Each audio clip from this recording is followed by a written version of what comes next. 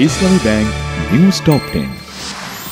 টানা অষ্টম দিনের মতো অব্যাহত আছে ইরান ইসরায়েল পাল্টাপাল্টি হামলা। ইসরায়েল লক্ষ্য করে ক্ষেপণাস্ত্র আর ড্রোন হামলা চালিয়েছে ইরান।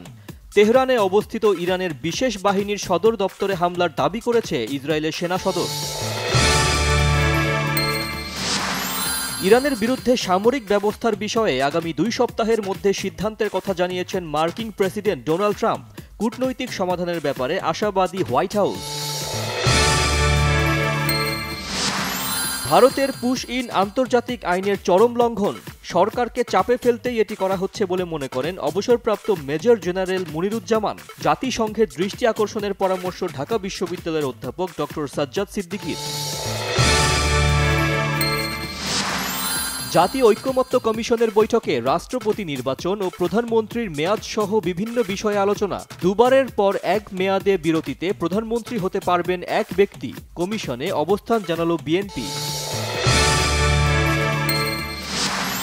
5 আগস্টকে ছাত্র জনতার গণ অভ্যুত্থান দিবস হিসেবে পালনের সিদ্ধান্ত নিয়েছে সরকার।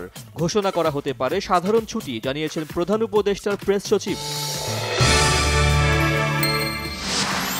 বিএনপির স্থায়ী কমিটির সদস্য ডক্টর আব্দুল মঈন খান বলেছেন, বিগত সরকার 17 বছরে দেশের শিক্ষা ব্যবস্থা ধ্বংস করে দিয়েছে।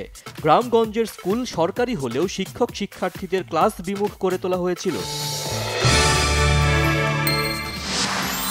সরকারি সেবা নিতে 31.67% নাগরিক ঘুষ দুর্নীতির শিকার, এমন তথ্য এসেছে পারসেপশন বিষয়ক জরিপের তথ্যে। শ্রীনগর দোহার বেড়িবাঁধের কারণে 8টি খালের সাথে পদ্মা নদীর সংযোগ বিচ্ছিন্ন রয়েছে। পানির অবাধ চলাচল নিশ্চিতে প্রয়োজনে বাঁধ ভেঙে দেওয়ার হুঁশিয়ারি পানি সম্পদ উপদেষ্টার।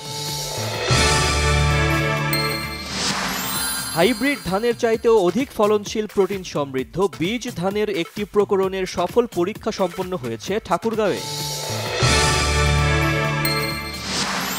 ফিফা ক্লাব বিশ্বকাপে চমক ব্রাজিলের ক্লাব বোটাফোগের। 1-0 গোলে হারিয়েছে চ্যাম্পিয়ন্স লিগের শিরোপাধারী পিএসজিকে। মেসির দুর্দান্ত গোলে পর্তুগালের ক্লাব এফসি পোর্তোকে হারিয়েছে ইন্টার মায়ামি।